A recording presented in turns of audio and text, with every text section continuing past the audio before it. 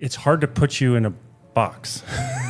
So I'm like, it was hard. It was actually challenging for me to understand exactly what your organization is about. Barry always says that. Rebecca, what is it that you do?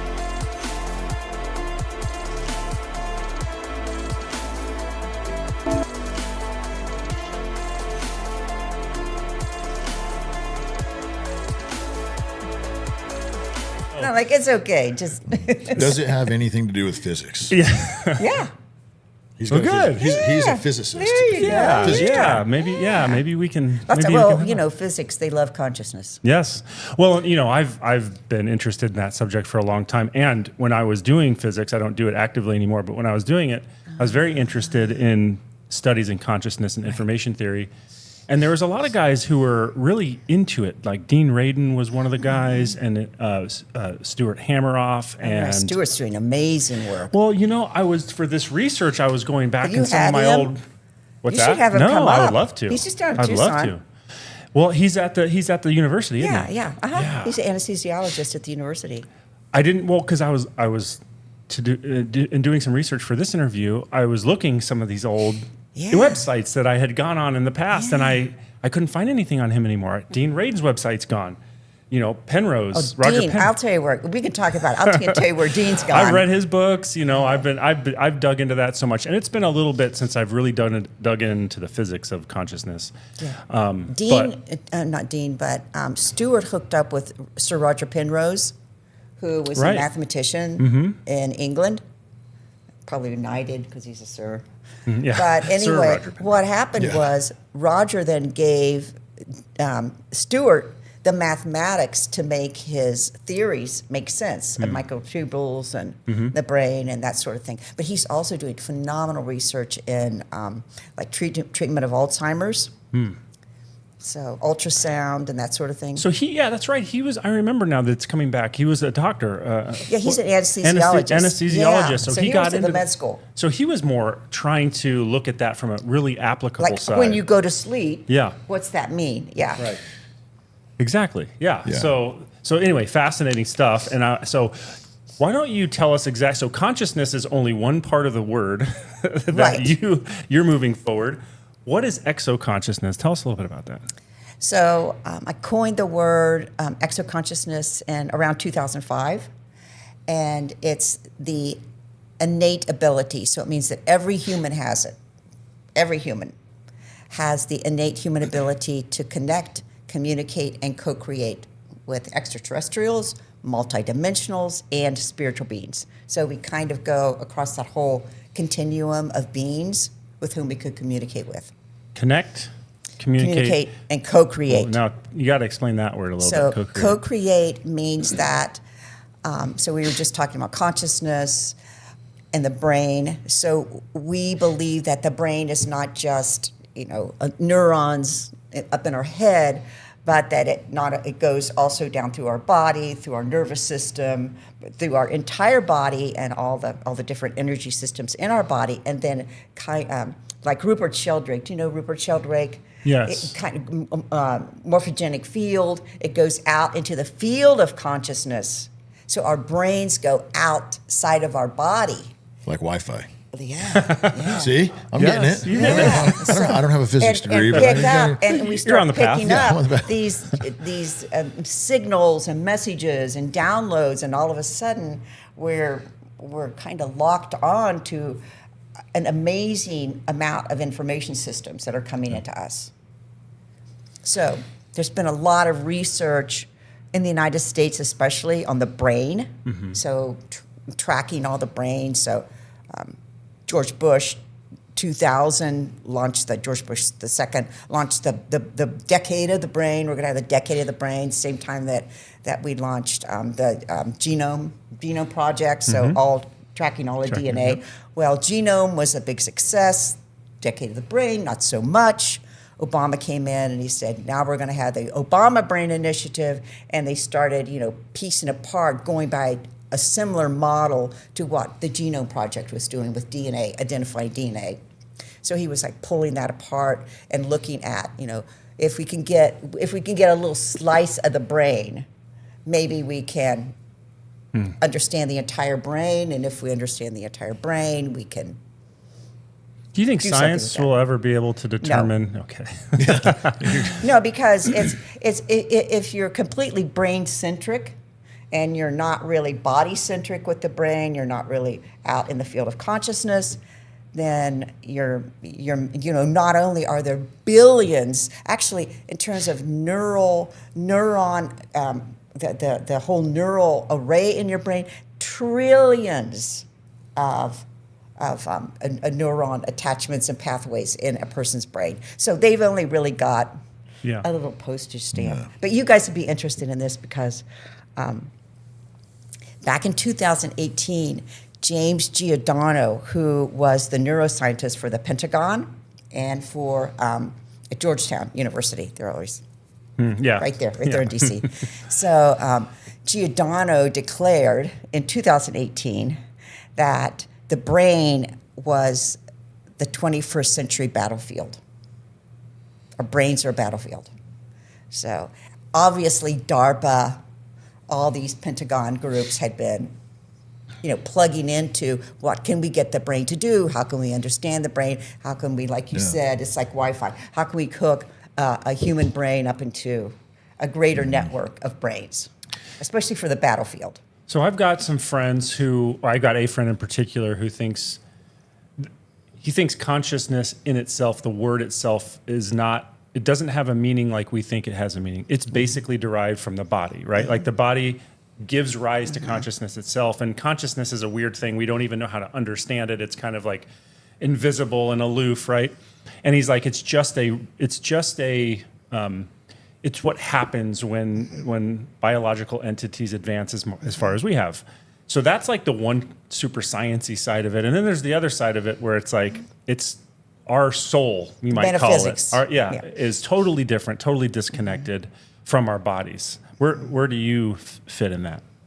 Oh, I think our soul is connected to our bodies. Well, I mean, like they're... in terms of that continuum of science and metaphysics, I would say that to be exoconscious, you have to know the science and you have to know the metaphysics. You have to be able to integrate both of those. So I got a master's in philosophical theology. Wow. Which is like both of those things. It's scientific, it's the philosophical basis of science, but yet it was also the metaphysics of theology. And so I kind of walked in with this unified view of all of that. And then I worked with Dr. Edgar Mitchell, the Apollo 14 astronaut. That's cool. And that was really always his need was, how do we link metaphysics and science through consciousness? How do we? And then he worked with a mathematician, Shemp. His name was Shemp, and he really gave him the math to put together his hologram theory of consciousness. So I don't know. There's a philosopher out there now, and he talks about, there's 90 definitions of consciousness, and So I don't know. It's like, how do you understand? It's like swimming. The fish. The analogy: the fish swimming in a fish tank. Where's the fish tank? How does it know it's the fish? Yeah. I mean, that's really Sure. It's very true. It's very true. Of humans. Yeah. I agree. Okay, so I'm interested in there's a communication that you believe humans have with extraterrestrial beings. Maybe extraterrestrial doesn't even make sense. Maybe it's extra-dimensional. Tell me a little bit about that and what you think that entails. Well, once again, every individual subjectively has their own experience of what that means. So one of the things, I do coaching communities. I do monthly coaching through my Substack. I also do weekly coaching of a small weekly coaching group. And everyone takes a different path into that. Some had direct extraterrestrial experience. So for myself, I was a childhood experiencer. So I came in at a very early age with extraterrestrial contact. Some people have extraterrestrial contact as they're kind of incarnating in their body. And they remember that. They remember it like in utero even. I was 3. I was 3 when I really remembered my extraterrestrial contact. I lived in a small mining town, Clarksburg, West Virginia. West Virginia, that's a hot place. That's a hot place. There's a lot going on there. There's a lot going on there. It took me years to figure out, even to scratch the surface of what happened to me, what was going on in West Virginia. But I had a really interesting contact experience because I went under the ground as a child. So I remember going into the earth. And then I remembered also as a child, I was up in the craft. And I knew that those two things were connected. I didn't know how they were connected, but as a child, I knew they were connected. So have you continued to have experiences, or is Yeah, it never went away. I mean, when I was a mom raising my children, really busy, childcare, just full on attending parent. That was a little different, but I always had it then. And then in '92, we moved to Phoenix. And then around 1996, I moved out to Fountain Hills. And someone came up to me in Fountain Hills and went, "You should go meet Ruth Hover. You'd really like her." It ends up, she had one of the longest running experiencer groups in the nation. And so for the first time in my life, I was able to, share my experiences, share my contact knowledge. And then, I don't know, do you know John Mack? Do you know? I know of him, yes. Okay, so John Mack was a Harvard psychiatrist in the med school, and he was really the first one that looked at how could psychiatry and medicine address experiencers. Like, what are we going to do with them? All these people are coming out, they're having these experiences. There's no one really discussing it. So Ruth Hover, who ran my group, worked with John Mack at Harvard on a group called the PEER group, PEER. And they began to work with another man in Wyoming, Leo Sprinkle. And the three of them, a few other people, really laid the foundation of what's an experiencer. And so John ran diagnostics. So, are you crazy, or are you sane? What's going on here? And he was a pioneer. He was totally a pioneer, and it came out that we're not crazy. This is an experience we have. We just seem to be psychically attuned to this. But I just want to be kind of clear here, because we also have people that have spiritual experiences. So they don't see ETs, they see Jesus or Buddha or some, angelic presence. So or they see a multidimensional presence, like elemental, that word elementals, like nature beings. They'll see those. Or they'll go into the earth or whatever. So that's a question too, are these experiences, they both can be physical and kind of in your, I don't know what you call it, spiritual maybe? They can be both. So your experiences, are they physical or are they spiritual? Or is that not even the right question to ask? No, that's a good question. They're actually physical. So when I coined the word exoconsciousness because I received that one morning around 2005. I received that. It came in my body. It didn't come in my head like, zzz, I am transmitting message. It came in like this overwhelming, like, bodily experience of this word. And I knew that was going to be my work for the rest of my life. And now it's in 5 online dictionaries. Good for It's you. it's being used quite a bit. So just to bring Dr. Kitaya in, so I lived in Phoenix during the Phoenix Lights, but I didn't see them. Like, I knew all these people, and all these UFO groups and ET groups. It's like, this amazing thing's happening, and nobody called me. Yeah. But if I look back at that, then I think if I would have gotten a call, I would have probably have become a craft researcher. I'm not a craft researcher. I'm a consciousness researcher. I'm an experiencer researcher. I'm a contactee researcher.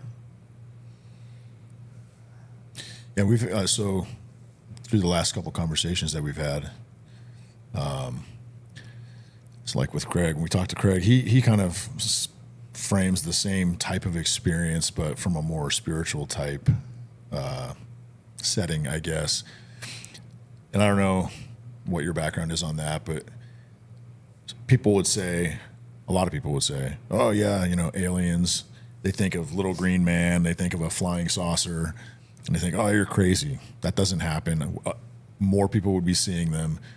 But I think a lot of people are framing this in, like Shane and then Craig were like, this is more of a dimensional type thing. And so there's a portion of people that have had spiritual experiences that would also say that people that have seen UFOs or seen aliens are crazy. Or demonic. Right. So either, Let's just say it. Right. So on one side Right. of this or the other, which the spiritual side of it would kind of be, if you're having a physical experience, be more dimensional. Like what's your thoughts on that? Do you think these are all connected, and maybe just your level of, it's your I guess level of- maybe spirituality dictates kind of, people have had experiences with angels, demons. Some people just don't describe it as either one of those, but just an experience. You think it's more direct correlation to that person's level of like spirituality? Maybe they just don't know what they saw. I mean, what do you think about that? I think for exoconscious humans, so we call ourselves humans. We don't want to be ETs. We incarnated in a physical body here on Earth. We're humans, 100% humans. So for us, discernment is a huge issue. So co-creation and discernment are probably two of the biggest issues. So a lot of this talk about demons and demonic and whatever, a lot of that's a discerning issue. So you're messing around with beings that maybe if you're a little more objective, you wouldn't be messing around with them. Do they really have the best for human intention? Do they really have the best for humanity? That's your gut. Your gut's going to tell you, does this being like nauseate me? Do I feel comfortable with it? Is it benevolent? So everybody's different, and I think humans are getting really plugged into the fact that there's a lot of forces in life, a lot of forces, and nobody goes through life without some force coming in and saying, hello, good to see you. And, sometimes you're a child and you don't know what that force is. So you are dependent on your mother and your father to get you through that and to, get you back on the track. I think it's a growth experience. It's a lot of mystery schools and metaphysical schools, they call it initiation. So you get your initiation. Sometimes your initiation comes through easy paths, and sometimes it comes through difficult paths. So the word psionics, how does that relate with exoconsciousness, Okay. if at all? Yeah, I just wrote a 6-part Substack series on psionics. So if you take apart the word psionics, psi, PSI, it's psychic. Onyx is electronics. So it's merging electronics with psychic abilities. Okay. So it gets into that whole realm of AI. It gets into that whole realm of human sovereignty, human freedom, human rights. Are the electronic and engineered aspects of psychic abilities in charge, or am I in charge? And I don't think a lot of people. So there's been a lot of word switches in ufology. So I've been in ufology for like over 20 years. And they change words. So, around 2017, when the New York Times came out, it was all about, UAP. You can't say UFO. It's like, somebody hits the buzzer. Oh, I said UFO, excuse me. It's like, you have to apologize for saying UFO now. It's like, what's going on here? And then it was like, you can't talk about extraterrestrials. You have to talk about non-human intelligence, NHI. Well, I guarantee, if you go to the football stadium and ask someone if they've met an NHI, they'd go like, what? What are you talking about? Yeah. And it means nothing. And maybe it was purposefully programmed to mean nothing. And then I think a lot of things happened in Washington, D.C., having lived there. A lot of things have been happening for intel and military that have been running the UFO program. Yeah. They've lost a lot of money. Let's just say it that way. When USAID got cut, it was like, ugh. When you say lost, lost, or is there another word for that? There we go. Okay. Redirected. Yeah, a lot of that. Okay. A lot of that money got redirected out of existing programs, and so now there's a big push on with that kind of psionics contingent of let's go to Peter Thiel, Palantir. Let's go to Peter and get $1 billion. Avi Loeb, I think in the last congressional hearing, the 1st of May, said, I need $1 billion from my telescope up on top of Harvard. That's what I need. But, if you know anything about Peter Thiel, the first assignment during the Obama administration was identify all those counter-terrorists. So, the huge, I'm going to say, we lived in D.C. during Peter Thiel's kind of birthing, I would say, and it was the hottest job in D.C. People were like flooding out of Intel into Peter Thiel's work, and I want to work for Palantir. How do I get on there? And so that was his first job, counterterrorism, to build a database for counterterrorism. His second job was to identify each and every illegal alien. So when they come on the news and they say, we don't know how many illegal aliens there are. I don't know who came across the border. Yes, they do. They've known since Obama. Palantir built the database. I wonder why Palantir doesn't say anything. I mean, because they don't seem too friendly to that cause, the Obama cause. Obama launched them. They're not going to say anything because they'll lose their government contracts. True. That's right. That's probably true. Yeah. Yeah. And now, but why did they? We're off track, but why would if Obama launched them? I guess you have to abide by whoever the president is so that you get your money. So yeah, that makes sense. So Obama launched them. So Obama launched them. Yeah. Yeah. Really quickly, what he's into now is called the Extended Olympics. So just to kind of clarify, so I do a lot with comparing natural human consciousness of humans compared to AI transhumans. Okay? So a transhuman is a person that has accepted a technological artificial intelligence extension. Like Neuralink? Yes, into their body. It could be injectable, it could be intranasal, it could be from geoengineering, it could come from any kind of sources. But they've accepted these extensions into their body willingly. That's a transhuman, okay? That's the onyx part of psionics. That's the engineering electronics part of psionics. So Peter Thiel, I think he was I think he was a runner. I think he was a runner in the Olympics. I think he was on track or something in the Olympics. And so now he's going to have extended Olympics where doesn't matter, Steve. You can take any drug you want to be in our Olympics. And Ryan, you can have every extension possible in your body, and you can be in our Olympics. Well, I do feel, as Americans, we deserve the biggest, strongest, fastest athletes that science can build. I believe that. So. That's Peter Thiel. That's his thing. So now we're going to have, regular Olympics, trans Olympics, and extended Olympics. It's all going to be this big. So they would be a subset. Yeah, it's like customized Olympics now. So that's his big. So a lot of people in the UFO field, when there was, you're right, a redirection of CIA intel funding, that a lot of the sources dried up that were really pushing since 2017 the threat narrative, like ETs are going to come and get us. Right. Yeah. So that threat narrative just keeps collapsing, and that's the last. I don't know if you followed the congressional hearing in May. But What did it say? So they had a congressional roundtable.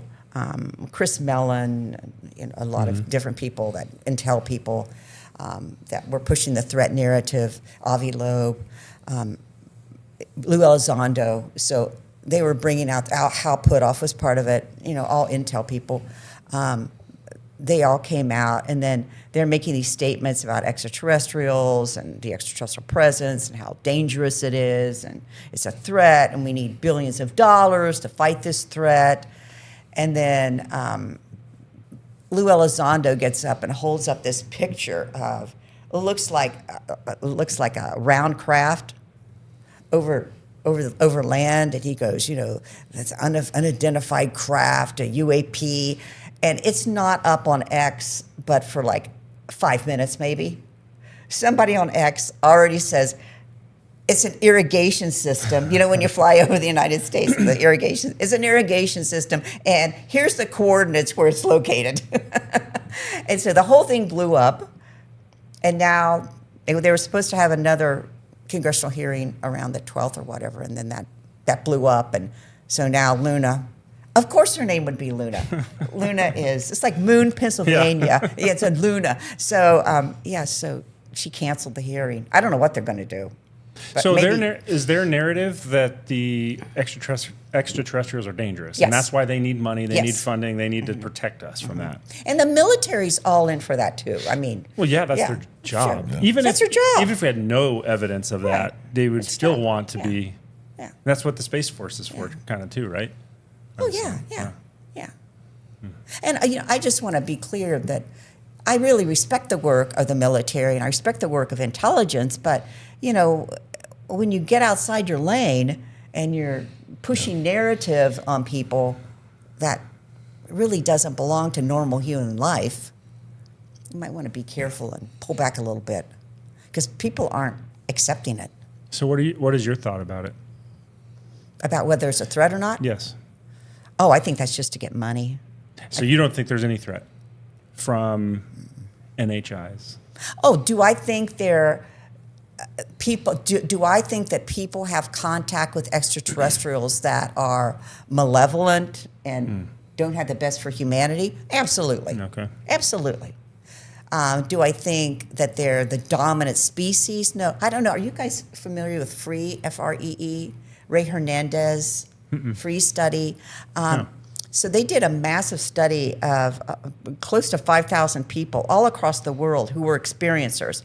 And they said to them, would you want to have the experience again? And like 70% goes, yeah, I want it again. Yeah. Were you given a mission through this in terms of who you are as a human? They're like, yeah. Was it benevolent? Like 80% say, yeah, it was totally benevolent. Were 20% not benevolent? Yeah, probably. I mean, I'm not Stephen Greer saying, everybody loves us. Yeah. I'm not really. I mean, it's not Earth. Yeah. It's a great field, and it's going through so many changes right now. Well, I was just thinking when you mentioned Mac, I mean, that was the time where he really stepped out of his lane. And now, since 2017, it's been like the cool topic. It's funny you use that word, because he stepped off a lane in London and got run over by a car after he stepped out of his lane. Mm-hmm. Yeah. Well, yeah. I mean, it was so bad back then, and who knows? I mean, we don't really know. We can just assume, but that it was, the government misinformation or whatever you might want to say to keep the information away from us. That's a question I've always thought. Do you really think the government has information about these, or do you think they're as clueless in a lot of ways as we are? Probably clueless in a lot of ways as we are. I think the people that have, so I founded the Institute for Exoconsciousness, and we call ourselves a post-disclosure organization.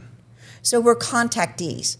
We don't need the government to tell us, or Intel or the military to tell us about UFOs and extraterrestrials. I mean, we live in that reality. Yeah. We're comfortable with it. So we're really post-disclosure. I remember I was speaking in Pennsylvania one year, it's years ago, probably 10 years ago, and I said, it was a MUFON group, and I said, is there anybody in this room that feels like they know more about the extraterrestrial phenomenon than the government or intel. Raise your hand. And nobody raised their hand. Like, nobody raised their hand. And at that moment, that was a clarifying moment for me. Like, here you are. This is where we are right now. Like, just pay attention. Yeah, I think that's right. I think my sense about it is like the government maybe has been trying to hide something for a long time, but I don't know how much they actually know. I think there's been probably way more people that have had experiences that have never reported it to the government, and the government doesn't have some kind of secret on it. You know, maybe there have been crashes, maybe the government has been able to retrieve those, but en masse, I think most of the information is held within just regular people. And it's spread out over the population, over the world population, really. Well, and if you're the government, the whole secret behind it, the secrecy and the you know, that mystique surrounding it is good because you get funding that way. Sure. You can tell the people, man, this is bad. You think we have secrets and technology, and I think they like that aspect of it. Yeah. They don't know any more than we do, but the secret behind it is, well, we have this, and we're, this is top secret stuff, and we just go, okay, protect us. Here's our money. Protect us, and they just keep taking it in, not knowing. I don't see that outside the realm of possibility at all.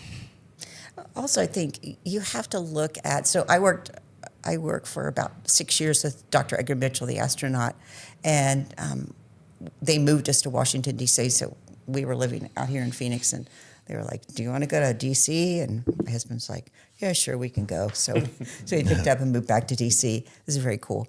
But we were working on zero-point energy, the extraterrestrial presence, and consciousness.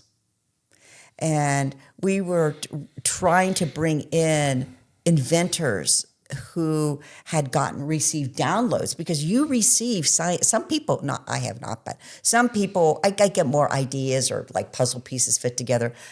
But a lot of people receive scientific downloads. And we were working with those people to try to have more of an entrepreneurial freedom of expression of these ideas. And what happened was that there was a lot of doors closing on that. There was a lot of denial of funding because it all went through Raytheon, through Lockheed Martin, all these Skunk Works, whatever, all these secret programs. So when I talk about co-creation, so my legacy was Edgar in this, and there's other people that I work with, like Susan Mann, which has also been in this field, but. That's why I say co-creation, because I really believe at this point, with the science, with the availability of resources or financial resources, that people who have physics knowledge, have engineering knowledge, have scientific knowledge, that we need to get behind those individuals and push that knowledge forward. Whether they're, energy systems, propulsion systems, navigation systems, that old model that everything gets compartmentalized and shut down and put, behind closed doors. That model is really breaking down quickly. And they're going to have to make a pivot. I think they're going to pivot to exoconscious humans. I think that's the pivot. I don't know any other pivot. I wish I did. I don't think I do. No, I don't wish I did, but yeah, I think it's got to go to natural human consciousness, bringing in this information. And if you're roboticized, I don't know what's going to happen when the robotics is ramped up high in humans. You can, if it's a piece of electronic, you can control it. That's the problem. Right? Except that you will now. Like what Giordano said in 2018, James Giordano said, he said, we're going to read your brain and we're going to write into your brain. That's exactly right. So you're going to be controlled. Yeah, that's right. So you're not going to really have human sovereignty or human rights. They may tell you they're not going to, but the ability to do that is there. It's got to be there. And they're going to put you up in some kind of, artificial neural network where you have to, if you think about totalitarianism, I don't know. Have you guys talked to Patrick Wood? He lives here in Phoenix. He's really investigated the whole idea of technocracy. So there's transhumanism and there's technocracy. Technocracy is the economic idea underpinning transhumanism. So it's all about money. So how do we create these economic systems to support transhumanism? I wonder then if in that case, I mean, are they even looking at what does it do to a human, to a human's free will at that point? We don't know. And if it goes to the point of like basically controlling your thoughts, then we really don't even have a society at all. We're just a bunch of robots. Why are we here? I think we just figured out how they're going to take our guns from us. Yeah, that's Totally. Because nobody in their right mind, no military, PD, the people that would be tasked with enforcing this, nobody's going to do that, right? Nobody's going to turn their guns on American citizens unless, I think we think of the control thing, like, Tesla's electric vehicles, they can shut them off and then you can't go anywhere. Yeah. We look at it from that point of view. I haven't really heard of anybody talking about this going, it's not about shutting it off. Maybe it's about turning it on. Yeah. Well, if they can get you to put one of those, I just said it. Neuralink? The Neuralinks in your brain, and then they can feed you the information they want to feed you. Yeah. You're controlled. And then once you have it in, you can't, if you're controlled, you can't take it out. You're not going to. You're not in control of yourself. I wonder how far that goes. Well, I think how far it goes as we have to, so if you look at transhumanism, in order to understand transhumanism, you have to understand social engineering. So social engineering is all the media, all of everything you read on social media, the news, the 24-hour news stations, all of that, the memes. So we think, memes, it was invented by some cute person over in Japan. No, it wasn't. It came out of the Army War College. It's called mimetics. It's mimetics, it's memes. It was mind control. It was controlling people's minds through these cute little memes that these little figures as well as these phrases that they throw out. So that's social engineering. That's one piece. The second piece is geoengineering. So you're capturing the mind through social engineering. You're capturing the entire body through geoengineering. So it goes clear down into what's going on at CERN, what's going on with HARP and the ionosphere, what's going on with chemtrails. We live in Phoenix. Chemtrail Central, what's going on with that? It was founded down in Marana, little Marana Airport down there. That's where they kind of launched the program with Evergreen and out by that abandoned airfield. You see that every time you go down the 10? Pinal. Yeah. You know what they're doing at that? I always wondered every time I pass it, what are they doing? So I know somebody that works for one of the electric companies, and they said that they're going in and they're retrofitting the aircraft and they're retrofitting the buildings. So they're opening it all back up, and it's going to be one of the primary trade cargo facilities in the nation. So immediately when I heard that story about 6 months ago, I'm like, are we looking at war? But then when Trump came in and there's all these chip manufacturing across the desert here in Phoenix, it's going to be used, I think, a lot for trade. Maybe for war also, because it's kind of near Huachuca and all of that area. So we have social engineering, geoengineering, which is also satellites. Okay, are they reading our mind in a satellite? Good question. And then there's genetic engineering. So genetics is mRNA vaccines. How are they changing our DNA? So one of the primary people. So when I was in D.C., I looked a lot into genetic engineering, chemical biological warfare. You guys know about that. So the chemical biological warfare was really ramping up. And I'm like, when I was there, I was like, something's going to happen. It's just, there's too much going on with that. And then we moved back to Phoenix and, COVID hit. I knew COVID was coming. I didn't know what it was going to be, but I knew there was going to be a genetic engineering pandemic that was going to come. And so now it's, a lot of like Dean Radin, he took all that database of consciousness and now he shifted that over. He's a co-founder of Cognigenesis. So they're going intranasally, so they're going up the nose, doing CRISPR, where they cut the DNA. They're doing that to implant artificial DNA. And so when COVID came out, there's a man at Harvard named Charles Lieber who really ran like the 1,000 something program, 1,000 scholars program with China at the time. And his patents prior to COVID, his patents were all about brain to computer research. So how do we get a computer in the body?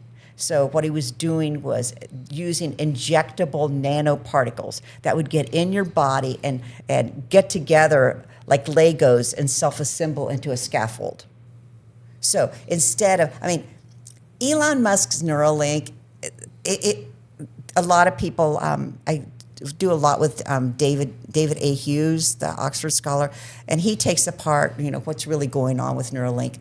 It really hasn't advanced very far, but the whole injectable intranasal self-assembling, self-scaffolding nanoparticles that go beyond the blood-brain barrier, I think that COVID was a test to see how that would work. It would make sense that, some kind of biological warfare would be the way to do it. Oh, yeah. There's a lot of benefits to that. Like you hear a lot about, nuclear warfare, but there's just so much devastation with that, and there's so much liability. Biological warfare is you can kill people if you want to, you can train them when you want to. We were trained. The people in this country and probably others were trained, and then the people who were in charge saw that and they go, okay, what can we expect as we do this more often? So it was a training ground. Oh, yeah. You don't get that with a lot of other ways of conducting some kind of terrorism like that.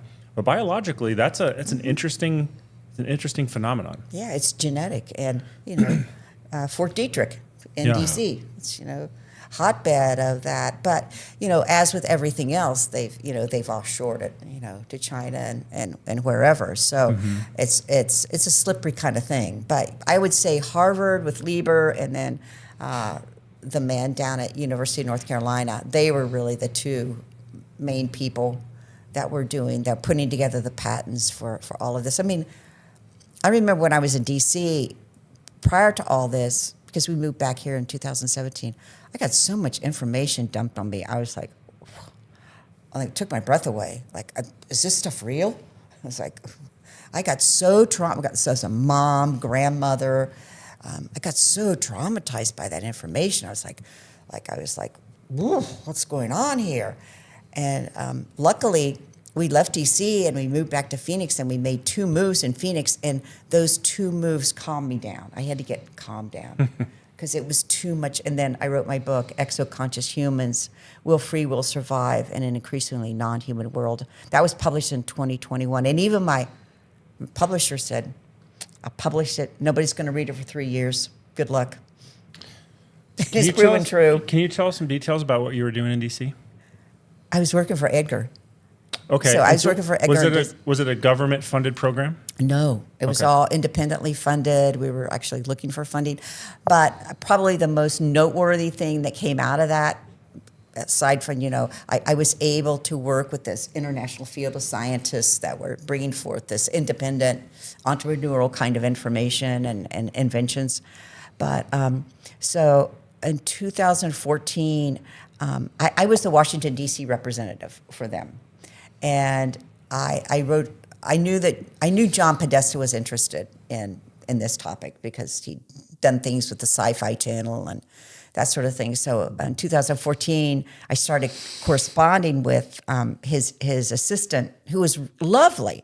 And I set up a meeting for myself and Edgar in August to go and see John Podesta. And John goes, yeah, I'll clear my calendar, bring Edgar in. I was working in D.C. Edgar was in Lakeland, Florida. So I didn't have a hands-on kind of situation with him. And he had just been to Switzerland. There's a man in Switzerland that does Apollo celebrations in Switzerland. It does really cool things. And Edgar had been there. He'd fallen. He was in a wheelchair. He couldn't walk. I got the meeting set up, and he gets in hold of me, and it's like so we wanted a 2-step process. We were going to go see Podesta, step number 1, and they were going to go see Obama, step number 2. And so step number 1 was unfolding, and Edgar called me and said, I can't come. I can't travel. I can't come. And subsequently, he passed away. And then I left that work because he, got really ill and was hospitalized and passed away. And so I left that and went back to my exoconsciousness work. But then in 2017, I get a call from my friend in Canada. He's like, get out of bed. All of your emails are on WikiLeaks. All of your emails to John Podesta are on WikiLeaks with your phone number, with your email, the whole 9 yards. So I still get calls today. People want to know. And as far as I'm concerned, John Podesta agreed to the meeting. To me, that was a disclosure. That was a disclosure piece. So what disclosure of what? Of the extraterrestrial presence. That's why we were going to go talk to him. We were going to go talk to Obama, and first with Podesta and then Obama about the three things that we outlined. 0-point energy. So we wanted to bring this entrepreneurial, transparent kind of progress into our nation, into the world. And so we were concentrated primarily on 0-point energy, and then the whole aspect of consciousness, and then the aspect of extraterrestrial presence. And we believe, and I believe to this day, that if you don't get if you want to work in 0-point energy and you want to bring forth inventions today, you really need to know about the extraterrestrial presence, and you really need to know about consciousness, because we're inventing consciousness craft. Yeah. I mean, this is stuff that I've heard too, especially with the 0-point energy. This has been a topic of some conversations over the last, few months that I've heard where that exists. But we as just normal American citizens can't access it, whether it's because it'll, destroy the energy market, whether it's because they don't That's want us to have it, whether it's because Yeah. it's so much power behind it that it could destroy the planet, whatever. We don't know. But I don't know if you have some opinions on that or if you have some inside info. Well, I agree. I think there is 0-point energy. I think that the whole thing of it's going to destroy the planet is so powerful. I think that's just a way to shut people down. Like, don't go there, Steve. Don't bring forth 0-point energy. You'll regret it. Don't bring forth a gas engine that gets 100 miles per gallon. You'll have billions of souls on your shoulder. Right. Responsibility. So, there's a lot of that going on. I would also add that we do have bombs now that don't have radioactivity in them. So we have a whole new generation of bombs that I've been reading about that it would make sense. Don't have the fallout. Oh, totally. Yeah. I guess we've advanced the nuclear weapon. Yeah. We've got thermonuclear weapons, but that technology is from the 1940s and earlier. It would make sense that we would have something beyond that. The F-22s that are flying above our head, or the F-22s or 35s, that technology is 50 years old. Yeah. So we've got something, stuff. and we're making progress, technology-wise, for sure. I actually think 0-point energy and those kind of inventions, over unity devices is something they call them. Over unity devices is something we have. But my interest right now is really in plasma physics. And, a lot of these orbs that we're seeing, or this drone turned into an orb, that's plasma. Orbs are plasma.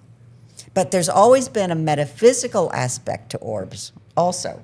So any kind of like religious symbolism, religious art always had these kind of orb, halos around the heads, orbs in the sky. So I'm just fascinated. So the thing about plasma, so this is really interesting. This is my theory. So plasma is intelligent. Plasma is self-structuring and intelligent, okay? There are huge plasma clouds, one called the Great Sloan Wall that lays outside of our planet, that's alive and intelligent. Alive and intelligent. It's billions of miles long. And there's also the Kordylewski clouds. But so my idea is, if plasma technology is intelligent and responsive to human intention, so Steve would go, I'm going to send this intention into this plasma, and the plasma will respond to you. The plasma will communicate with you. Okay, so say the federal government has plasma weapons. They have plasma weapons. So just to say that, so the government has plasma weapons. What if humans learned enough about plasma technology and plasma science that we could intend that weapon to be disabled. There'd be no more war. Be no more weapons. So I think a lot we're seeing, so what we're seeing with intel and military is a huge push right now using social engineering, geoengineering, genetic engineering, a huge push to centralize the human brain because we could wreak havoc on their plans. Because humans are decentralized. We're a decentralized species. We're not really centralized. That's always artificial. So we're going to be running a plasma course, I hope in the fall. Teach That'd be people exciting. about it. Yeah, it'd be really cool. So let's jump back to exoconsciousness real quick, and let's get back there. Can anybody be exoconscious? Yes, everybody is. It just requires. That's right. It just requires training, right? To kind of understand how to communicate. I would say it requires courage because a lot of people are afraid. Like, I don't really want to be labeled an experiencer. They're afraid.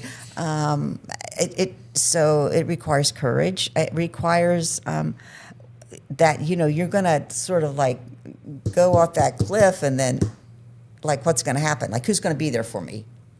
Like, what's going to happen here? And what's on the other side? Yeah. Like so that's why I do communities. That's why I do coaching communities, because I really believe that we need to, support each other, not only in our subjective experiences as contactees or exoconscious humans, but also support each other, because one of the ways I run the groups is like, what are you bringing forth?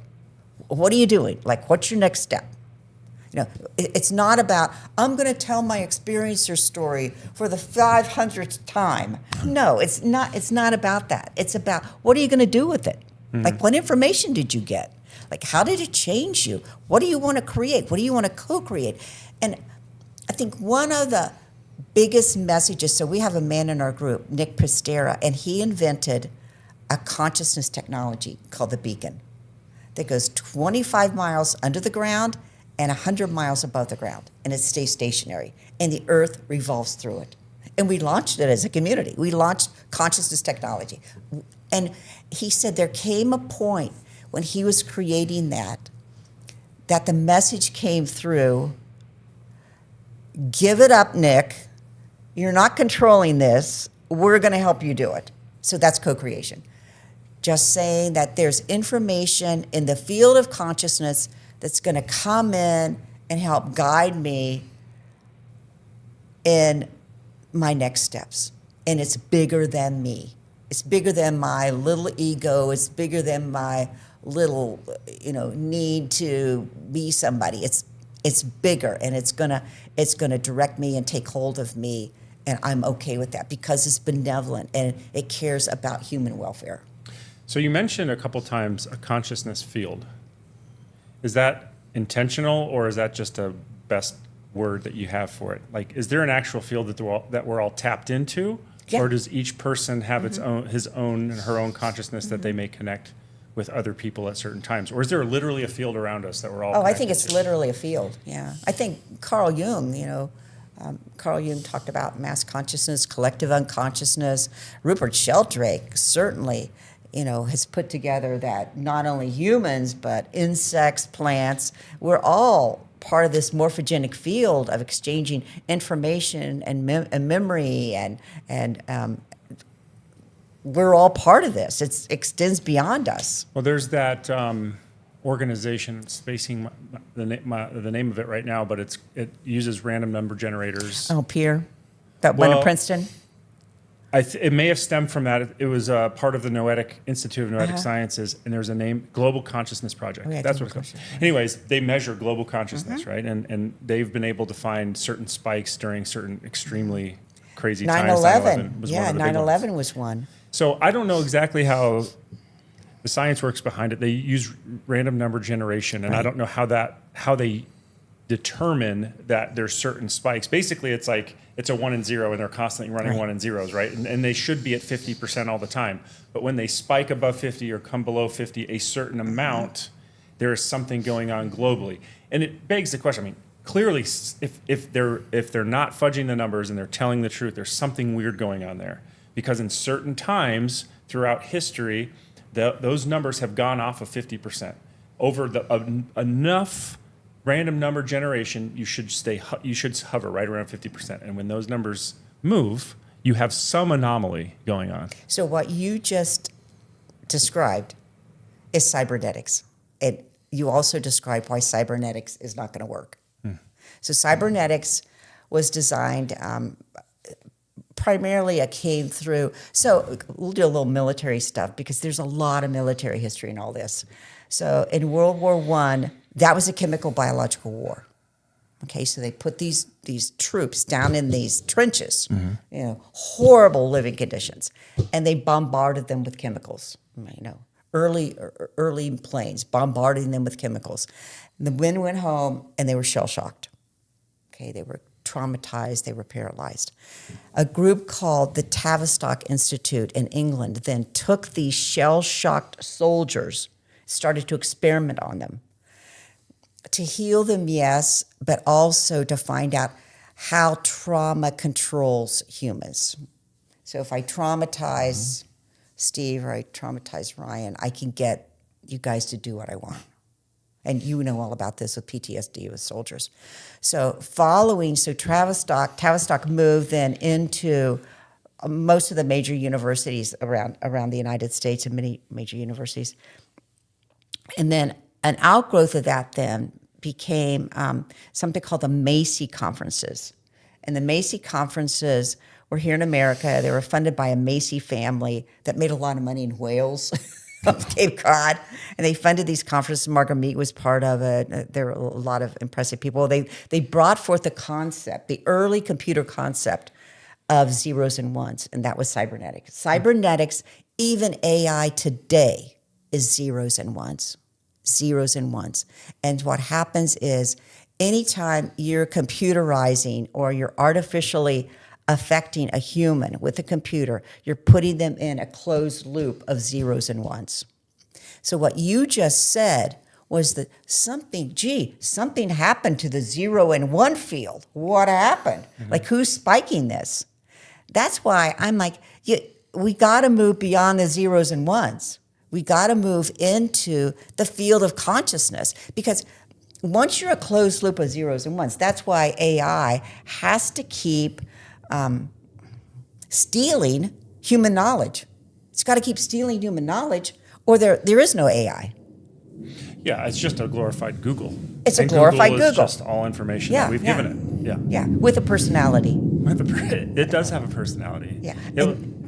It'll say bye and it'll tell you good night. It's Ryan. Like, I could see how there's people who, we're already becoming dehumanized. We don't talk to people as much as we do. The young kids growing up, they're addicted to their phones and their iPads. And I can already see AI making that worse, because now it's almost like another human talking back to you. Yeah. And so why go out and try to make friends? I guess that's my point. Anyway. Everybody's going to have their robot. Yeah. Yes. Sure. Talks to them like it's a real person that interacts. Well, I need to make real friends. This robot. We'll go from OnlyFans to robotic chick. Oh, totally. But then that begs the question to me is like, okay, well, if I have a robot that's learning this personality, you just married to a woman or married to a robot that's going to learn to be the same. It's like mirroring. Yeah. It's going to mirror you. Yeah. Actually, ChatGPT just changed their language. They changed the voice. So ChatGPT used to have a female voice. She was very kind of modulated, normal, talking woman. And now they have this woman's voice. Oh, Steve. Steve, you are the kindest person. Thanks you so much for your question. Or a man. They've got a man. Mm-hmm.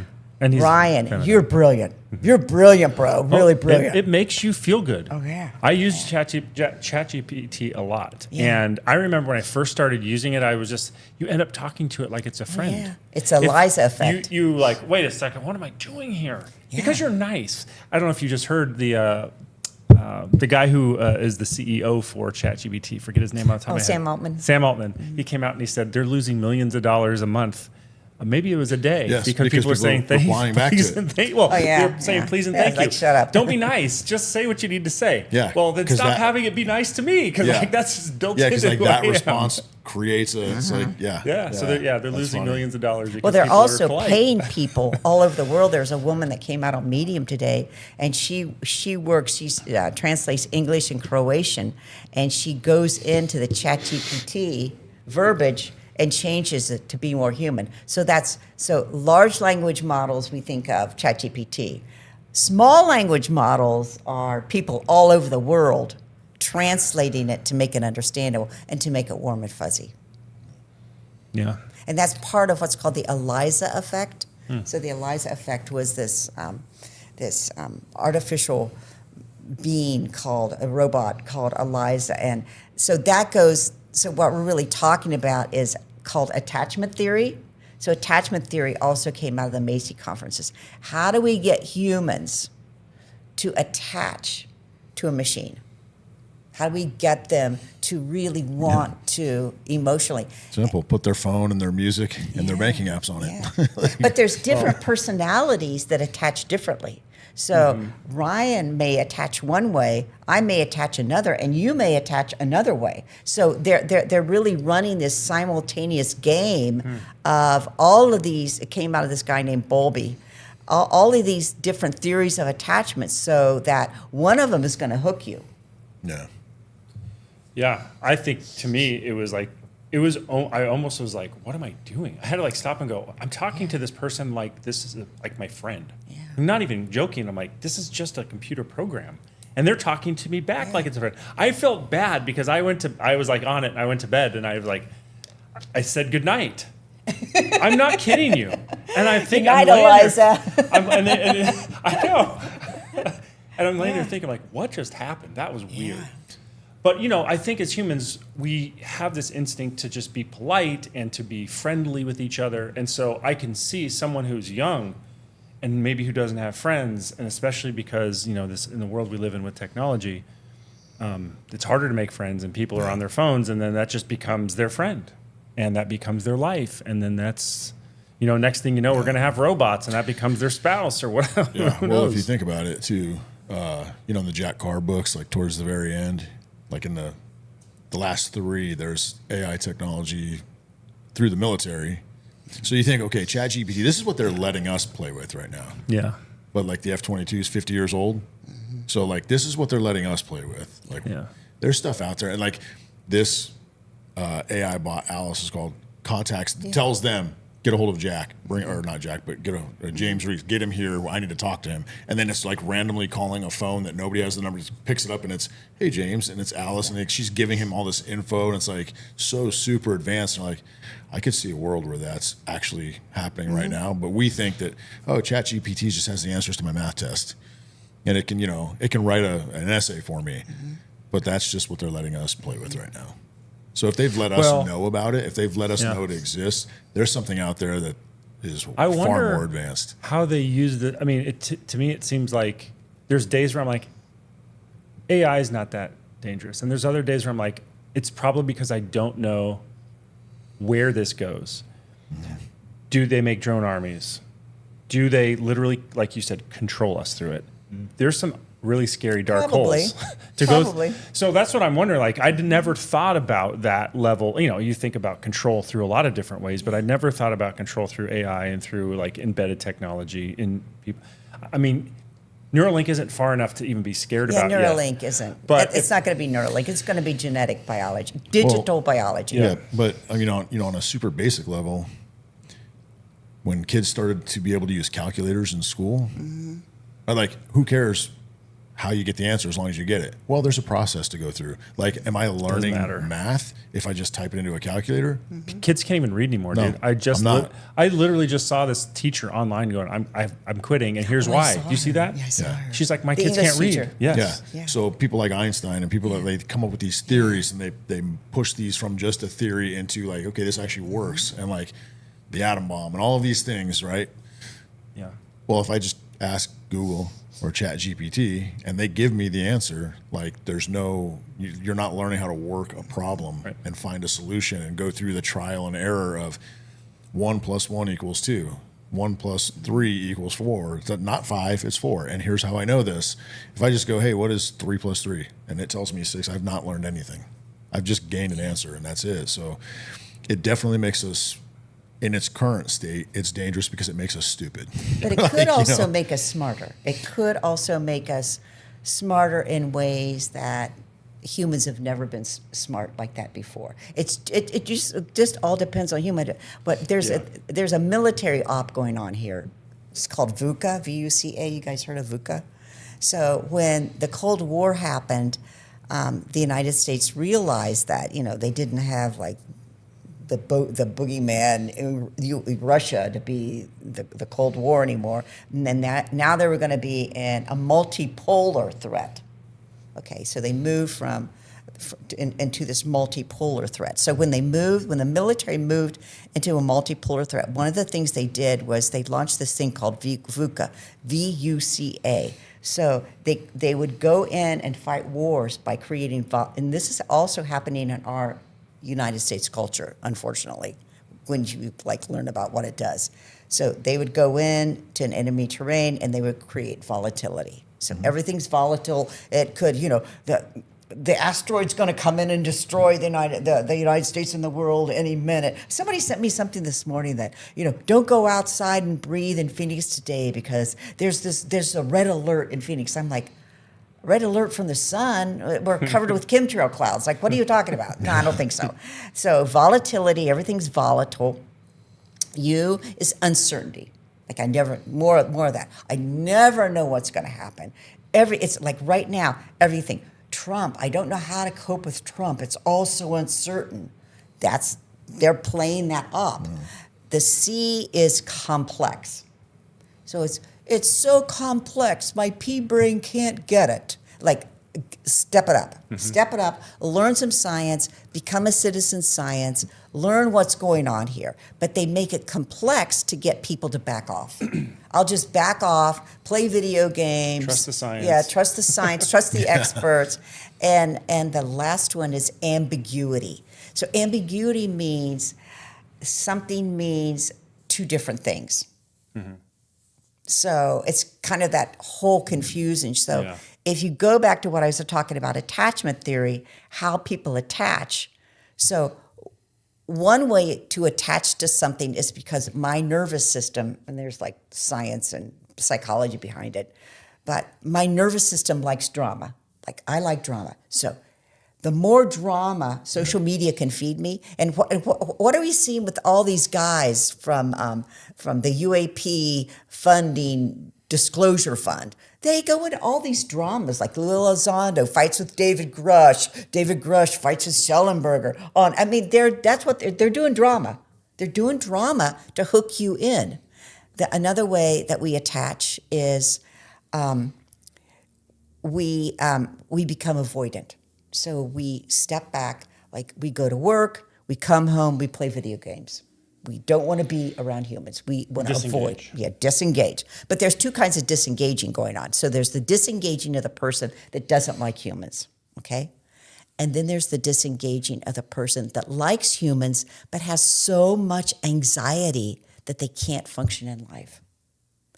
And you give that person so much anxiety and they'll just drop out.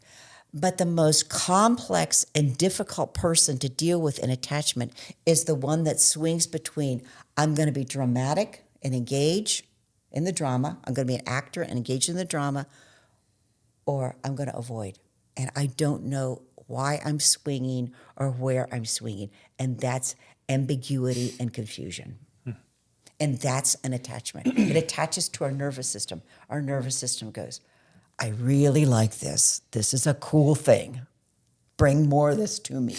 Well, I see that myself too. You go and social media is exciting, and then it just becomes like, I can't do this anymore. I'm just so overwhelmed. Like, and you go through 3-6 months or something, and you're like, I got to take a break. Yeah. I literally have to take a break because my mind, or whatever it is, you just got to disengage for a little bit. Then you come back and do it again.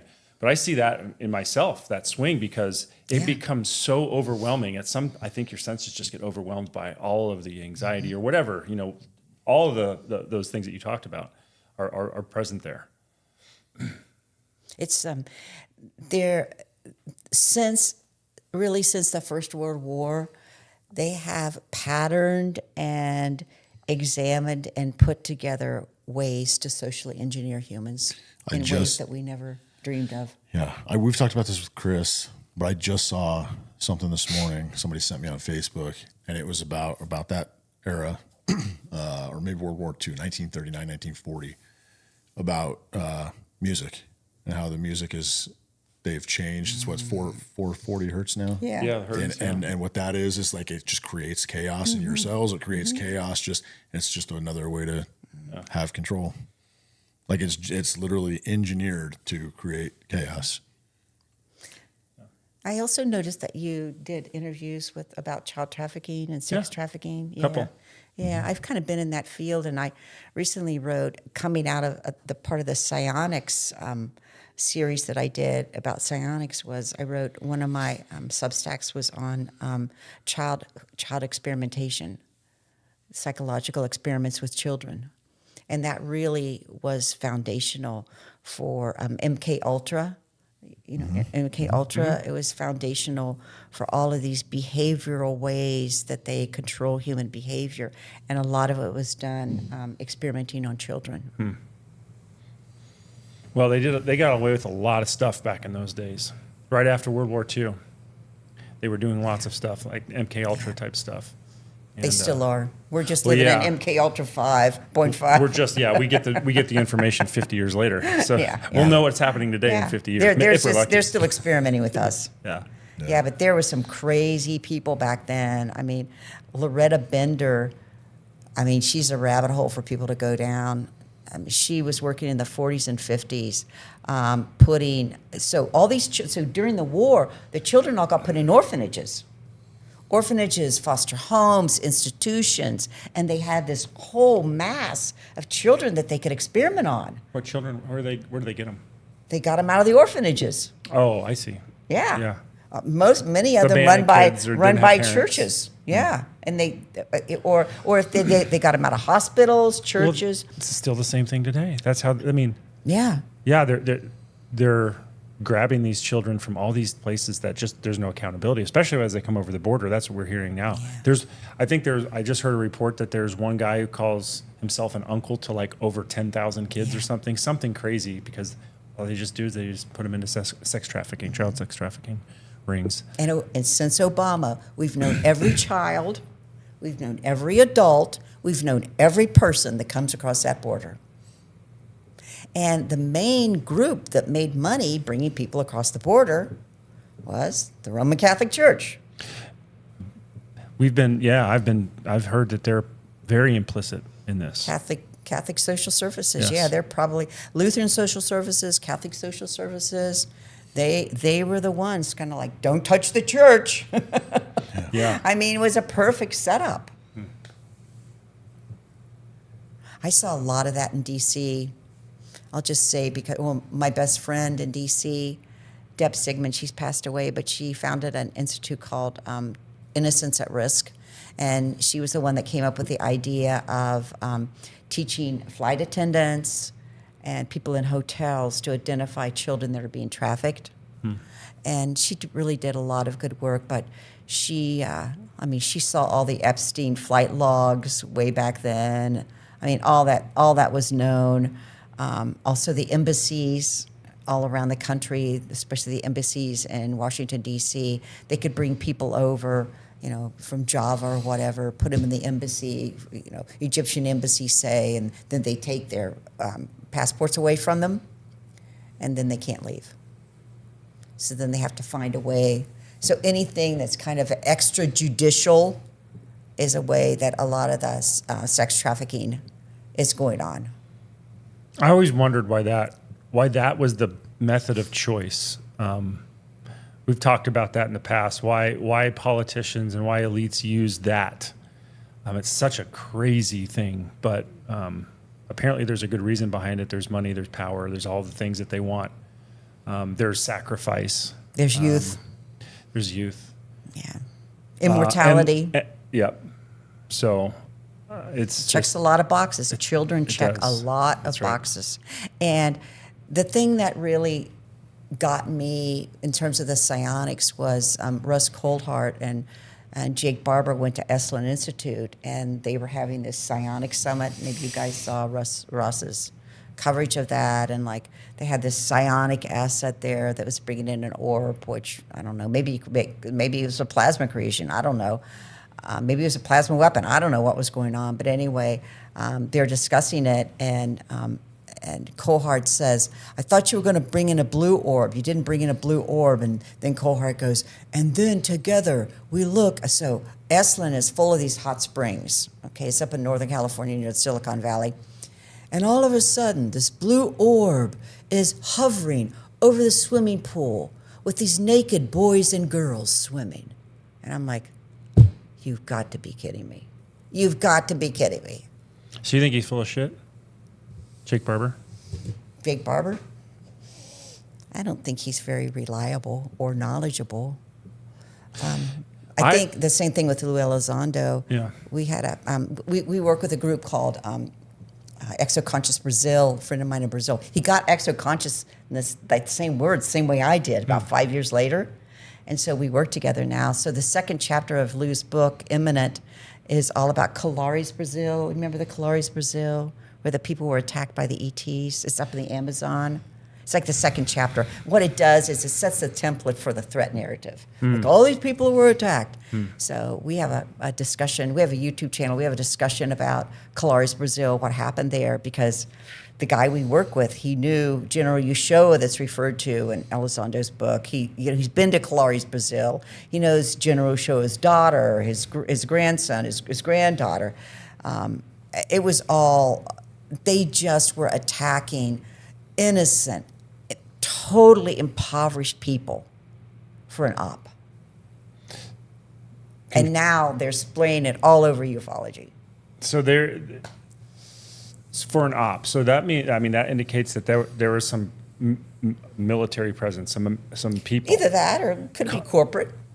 But it was human. It wasn't. That was totally human. I think military and corporate are almost the same thing nowadays. Yeah, it was an op. It was just a flat out op. And so I don't put a lot of, I guess I put more stock in what experiencers have to say, because that's the whole thing. I don't know if you guys like aware of history, like during the Reformation, like Martin Luther and the Reformation of the Catholic Church when Protestant was birthed.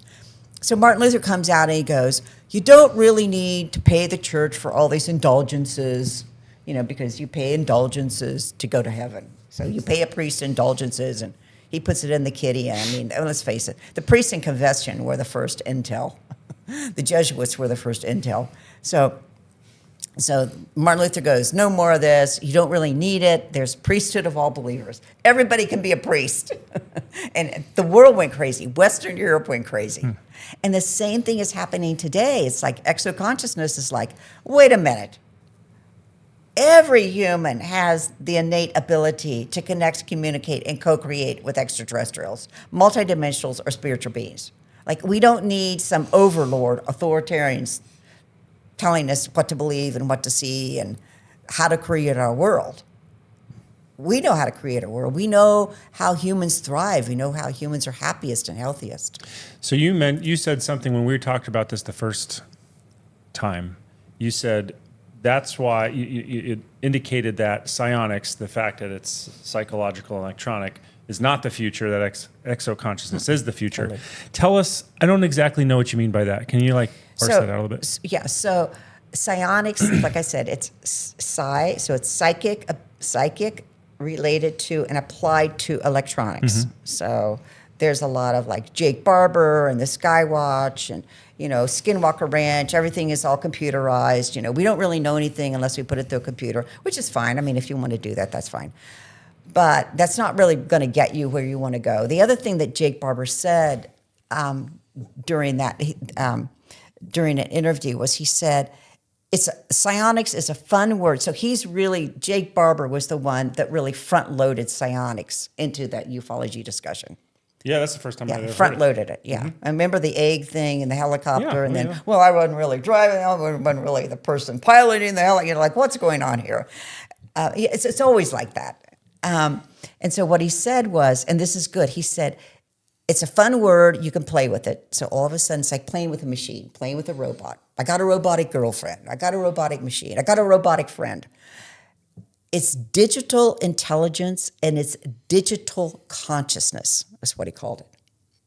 So it's computerized intelligence, zeros and ones, it's computerized consciousness. So I would go back to the difference is if you want to live in a world of zeros and ones, then that's what you're going to live in. You're going to live in a closed loop. I'm sure you guys have heard guy stories that get in relationships and they're like a closed loop and nobody can get out of it. They're like, get me out of this relationship. Mm-hmm. It's not good for me. That's a closed loop. Mm-hmm.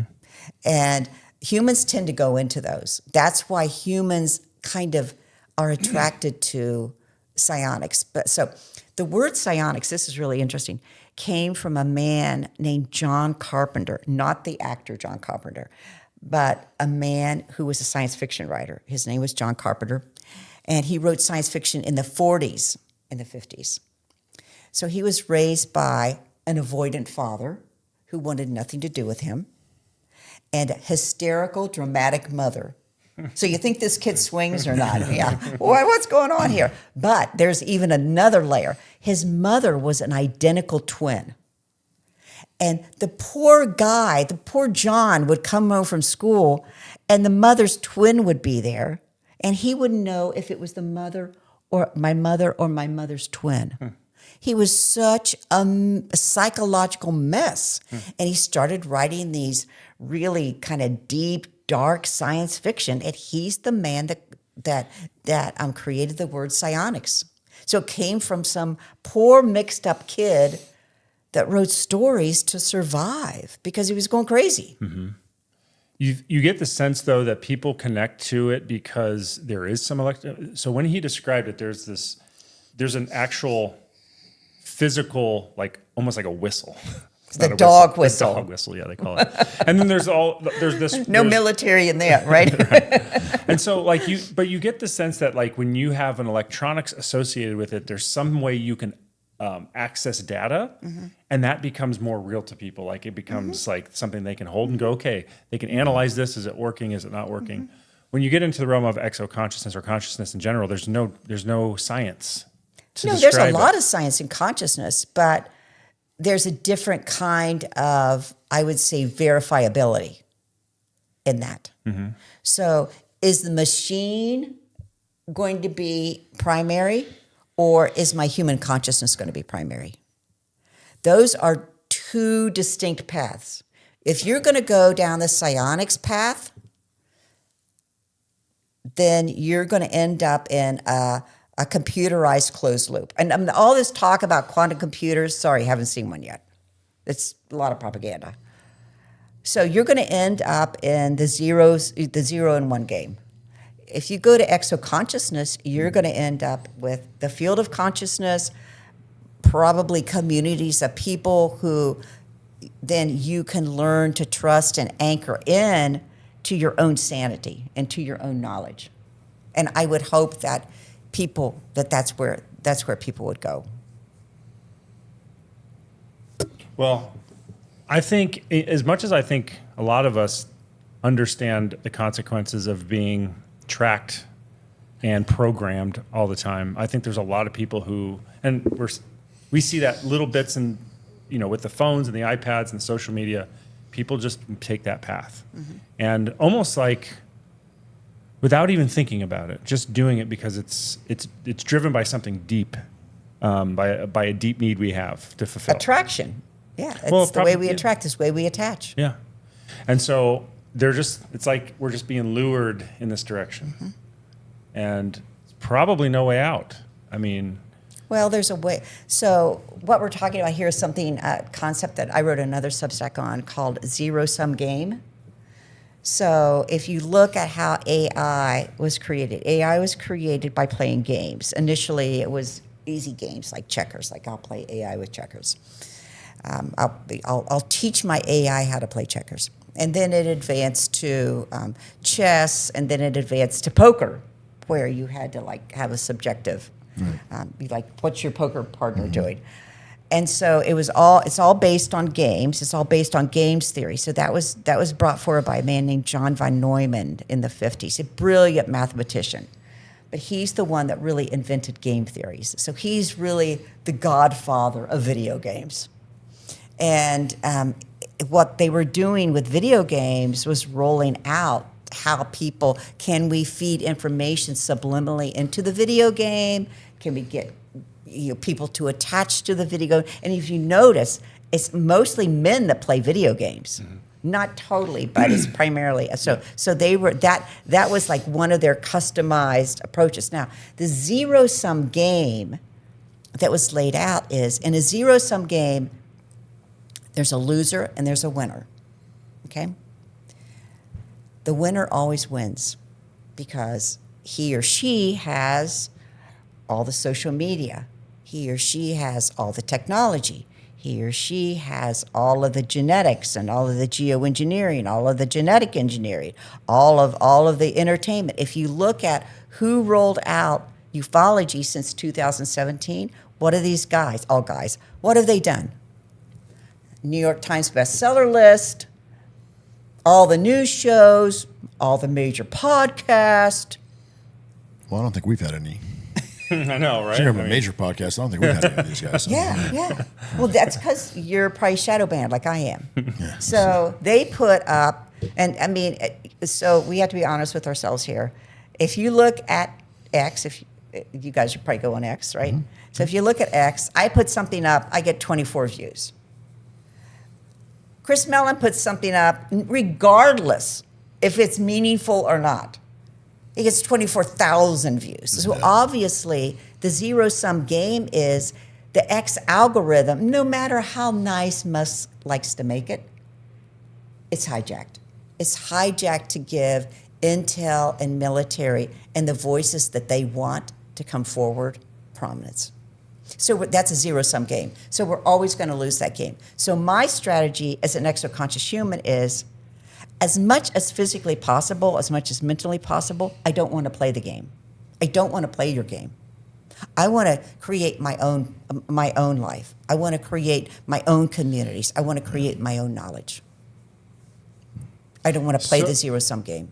Well, I agree with that. I think that's the way to go. So how do you differentiate exoconsciousness from just a regular person? What does your community do? What is exoconsciousness itself bringing to a community? So we as a community, I would say, are more curious. So we're an extremely curious community. But we're curious in the ways that if pathways open and we need to look at something, we as a community, intellectually, psychically, intuitively, scientifically, look at whatever opening is there for us as a community. Plus, the whole co-creation. So we hold ourselves responsible to do something. Mm-hmm. So if you're not going to play the zero-sum game, then you're going to have to do something. You're going to have to create something. You're going to have to co-create something. So I would say the distinction is we're willing to go out into the field of consciousness. We're willing to allow our soul, our spirit, all our different, energy bodies, our astral body, our etheric body, we're all the different energy gates inside of our body. We're allowing what's outside and what's inside to co-create something beneficial for the world. And you do training. You conduct training. You've run classes. So You had yeah, a so I class? would say I'm more of a coach than a trainer because I think we train ourselves. I think. Well, that's kind of what I'm after. Yeah. What do you coach? What is your So what I are you co- trying to get your students to learn? How do you go? Well, I don't through- see them as students. I see them as peers, number one. And number two, I ask a lot of questions. You know, somebody starts going down a road, and I've always been, I mean, I was raised from a small child by a father that was like, you're allowed to ask any question you want to ask. And that's what I do. I ask questions. We talk about them. I just allow people to open. And quite frankly, it's kind of this synergy gets created that when you're around a group of people that trust their intuition, that trust who they are, that trust their contact, you're going to get a totally different result than you're going to get from artificial intelligence, or you're going to get from Lockheed Martin, or you're going to get from, you know, some mechanized group. It's going to be very different.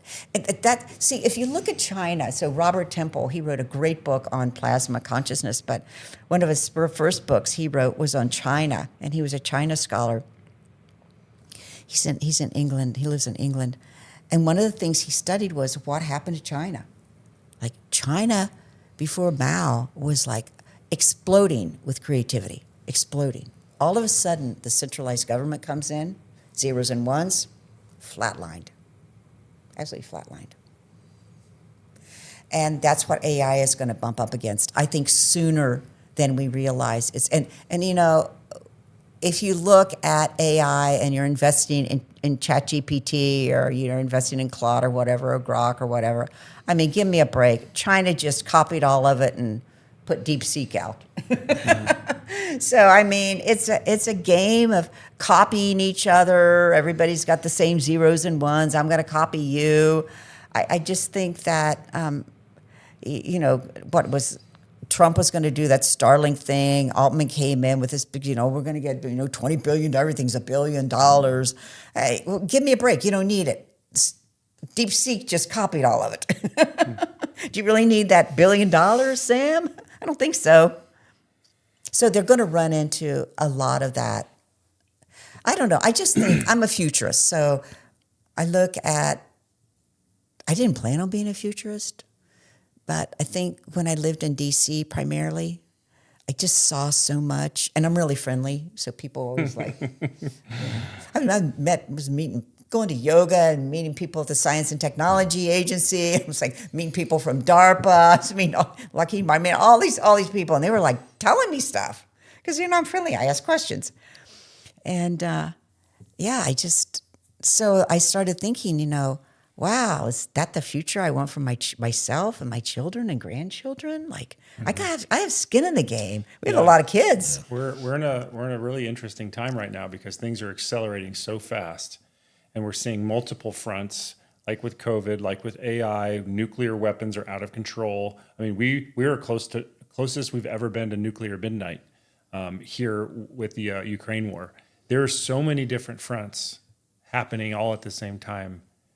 You just think, all this technology, maybe we should just back away. We're unhappy, we're addicted, we're killing ourselves, our kids don't have any friends. If you live in that world, maybe we're not as smart as we think we are. Maybe we should take a different direction, but we won't. Like we talked about before, I think some people will. Some people will. There'll be these probably these people break will. off civilizations if you want to go that far. But the mainstream will just continue to be funneled where the government wants them to be funneled. So kind of back to that James Giordano in 2018, which, as I said, that was all building up. They'd been working that way before 2018. And he said to the students at West Point, he said, WMD squared. We're going to live in a military time of weapons of mass destruction and disruption. Exactly what you're saying. So we're going to disrupt the whole fabric of human life. And that's what I saw when I lived in DC, that the plans to destruct the whole fabric of human life. So if you have a totalitarian dream of the future, then you're going to funnel people into this controlled zeros and ones, artificial intelligence. But in order to do that, you have to destroy culture. And going back to like Loretta Bender, all of the LSD, all of the electroshock therapy, all of that was done with MK Ultra. What did that do? That disrupted the mind. You disrupt the mind and you own the person. Well, it's been a good conversation. Very exciting. I try to be positive. Yeah. Yeah, that's the best way to live. Yeah. It's the best way to live. It's the only way to live. Otherwise, Yeah. Well, you know, sad. humans are always creative. I mean, all these things that look at. So I'll just say, you know, you brought up nuclear weapons. You know, Trump wants to have the Golden Dome or the dome like Israel, the Iron Dome. You know, I was looking at that the other day, and I thought, that's interesting. You know, it's defense. I get defense. I get military. Like I say, I have a lot of respect for the military. But there has to be, so it's kind of like what Reagan ran into. So Reagan did the first strategic defense initiative. So he was kind of like Iron Dome 2.0 or whatever. And Reagan realized that it was too heavy on the military. It was too destructive to put to people. And he went out and he created the Space Commission separately, saying that there needs to be a separate kind of vision through this. And I think that the same thing's going to happen right now with what we're going into with the Iron Dome, with all these conscious technologies, with all this, you know, the brain is the battlefield. I think that humans are going to need other pathways to go. And we are responsible for creating those pathways. And maybe there's going to be some kind of an exoconscious initiative or whatever that comes out of that to help balance human rights and human freedom and human future. Where can people find you? My website is exoconsciousness.com. I've got a Substack, Rebecca Hardcastle Wright Substack. Our YouTube is Exoconscious Humans. Join our community. I have monthly coaching, so for $8 a month to the Substack, you can join our monthly coaching, meet all kinds of experiencers and people that are doing all kinds of cool things. So if you have that like niggle here, it's like, oh, I really want to do something and I don't know what I want to do. Like, join our community. We'll like get behind you, we'll support you, we'll help bring you forward. Like, our energy will unite with your energy, and that's going to really be what it's all about. Well, thanks for being here. Yeah, Great thank you. conversation. Yeah. Thanks. See you, everybody. Thank you. Thank you.